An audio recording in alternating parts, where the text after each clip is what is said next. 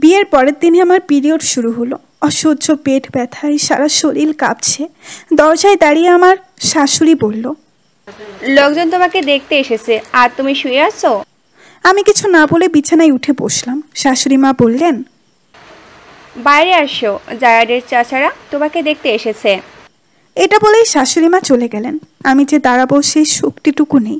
পেট চেপে ধরে উঠে দাঁড়ালাম। সবার সাথে হাসি মুখেই কথা বললাম। কথার মাঝে শাশুড়ি মা বললেন, বৌমা, গরুজনদের চা খাওয়াতে হবে না। এক্ষুনি আনছি মা। এ কথা বলে রান্নাঘরে গিয়ে চা বসিয়ে দিলাম। একই তো পেটের ব্যথা, তার উপর রান্নাঘরে আগুনের তাপে আমার বেচাই অবস্থা। ট্রেতে করে চা নিয়ে এক পা ফেলতেই আমার মাথা চক্কর দিয়ে উঠল। গরম চা হাতেই ঠাস করে মেঝেতে পড়ে গেলাম।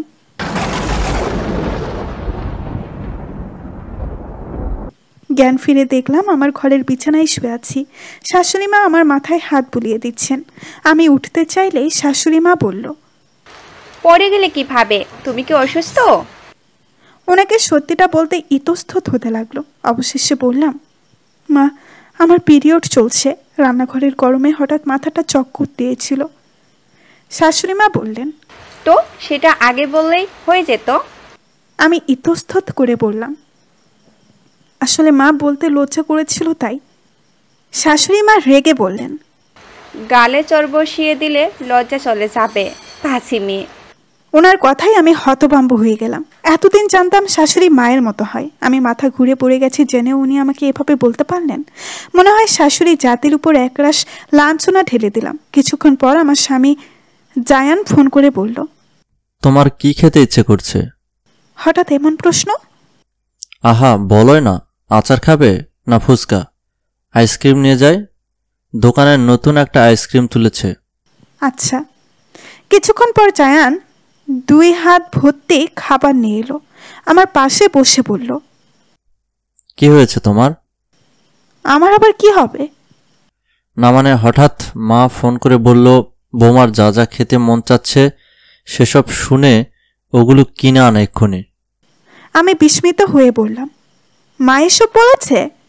হ্যাঁ, আসতে একটু দেরি হয়েছে বলে মা ফোন করে সে কি রাগ। আমি মুস্কি হেসে বললাম, ওইটা ভালোবাসার রাগ ছিল। কে বলেছে শাশুড়ি মায়ের মতো হয় না?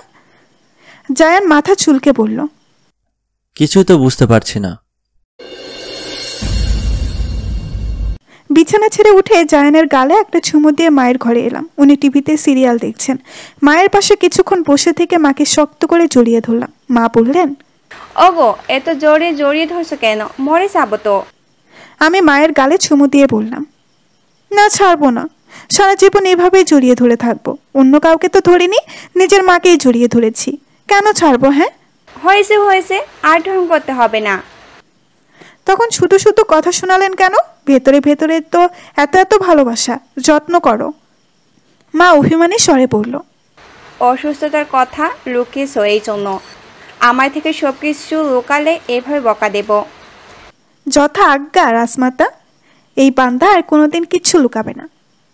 মা আমার গালে আদর করে বলল, পাগলি মেয়ে একটা। পাগলি হই আর যাই হই, তোমারই তো মেয়ে। আই লাভ ইউ শাশুড়ি মা।